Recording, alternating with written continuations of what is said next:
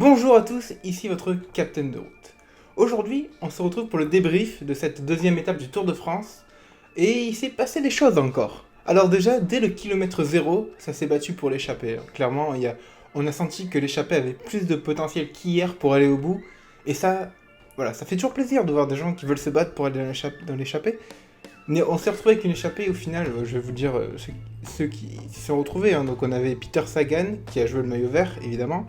Casper Asgreen, Benoît Cosnefroy, Anthony Perez, Michael Gogol, Tom Skünch et Luca Postelberger. Donc vraiment c'était une échappée, il n'y avait pas de grimpeur. Et c'est ce qui fera des fois cette échappée, mais on va y revenir plus tard. Il y avait Matteo Trentin aussi qui a d'ailleurs joué les points du maillot vert et qui a battu Sagan au sprint intermédiaire, mais qui a crevé juste après et qui du coup a dû changer de vélo et s'est fait reprendre par le peloton.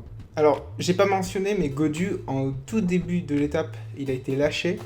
Alors moi le premier j'ai été très inquiet du fait qu'il ait lâché, j'avais peur pour lui, mais au final il a réussi à re-rentrer dans le peloton au courage et il a fini l'étape plutôt bien honnêtement, ça va. Je pense que la forme va revenir pour lui dans les prochains jours et clairement je ne le voyais même pas finir l'étape, donc autant vous dire que c'est un exploit. Quel mental de Gaudu là, clairement.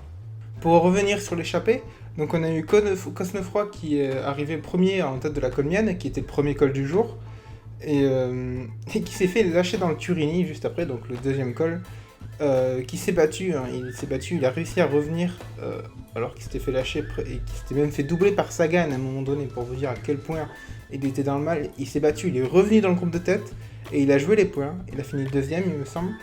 Donc voilà, vraiment belle performance de Cosnefroy. Je pense que voilà, c'était à souligner.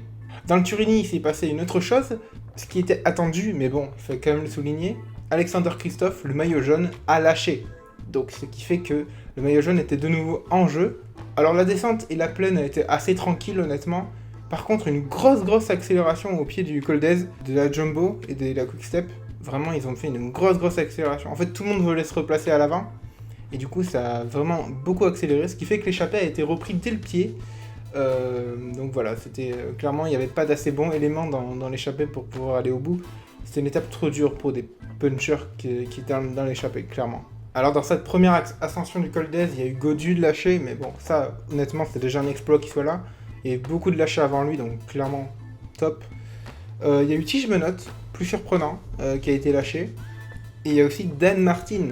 Bon, on sait plus ou moins qu'il n'était pas en grande forme, mais quand même, Dan Martin, quoi. C'est très décevant pour lui. Donc dans ce col, on a un gros rythme de la Deceuninck Quick Step, hein, qui est relayé par la Jumbo sur la partie plus facile du col d'Aise. Donc vraiment, ça roule très vite hein, dans cette première ascension.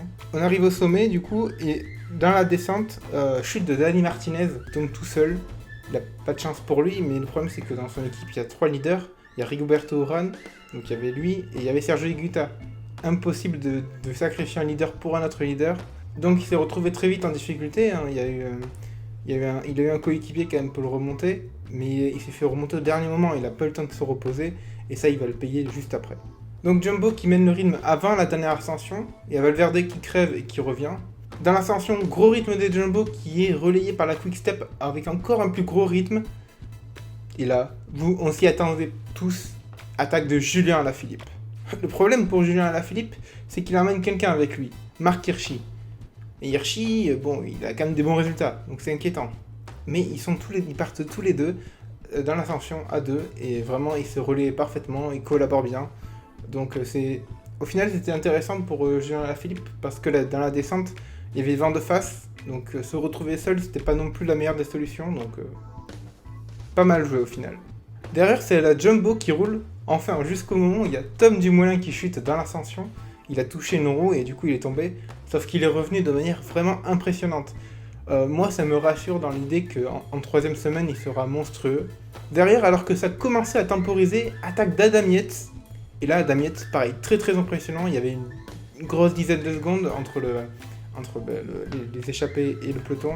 Et là, Adam Yates, en 500 mètres, il est revenu sur les deux coureurs, sur Julien Alaphilippe et Marc Hirschi, vraiment très fort. Derrière, on peut noter l'attaque de Marc Soler, hein, même si c'est plus un coup d'épée dans l'eau. C'est la Ineos qui roule, qui assure le tempo. Ils y vont pas franchement, ça temporise derrière. Vraiment, c'était pas un relais très franc.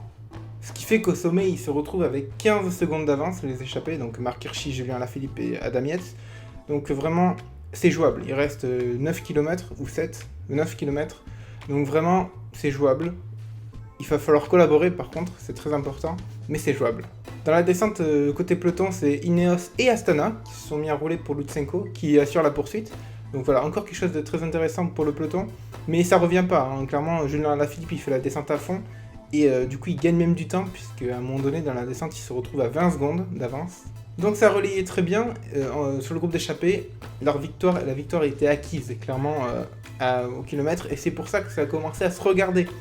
Clairement, ça s'est vraiment regardé comme des pistards, ce qui était très très inquiétant pour les trois parce que le peloton revenait quand même assez vite. Donc vraiment, Yates, heureusement, il a craqué, il a un peu roulé, ce qui fait que ça a sans doute sauvé les deux autres pour le sprint. Et au sprint, Julien qui part d'assez loin, quand même 250 mètres. Hop, il dégaine, il prend une avance monstrueuse, hein, vraiment, genre 3-4 vélos. Et là, il y a Marc Hirschi qui remonte. Il remonte. Et la ligne d'arrivée, heureusement, qui arrive assez tôt pour Julien Alaphilippe, qui s'impose et qui gagne le maillot jaune. Et un an après, très très fort, très très costaud le français, vraiment impeccable. On peut quand même noter que c'était vraiment très serré hein, avec Marc Hirschi. Il y aurait eu 50 mètres de plus, la victoire était pour lui. Donc clairement, on peut lui dire bravo déjà parce qu'il a fait une bonne performance. Et c'est quelqu'un qu'on reverra plus tard, je pense. En tout cas, c'est tout pour ce débrief de cette deuxième étape du Tour de France. Moi, je vous retrouve demain matin pour la présentation de la troisième étape. Ciao et à demain!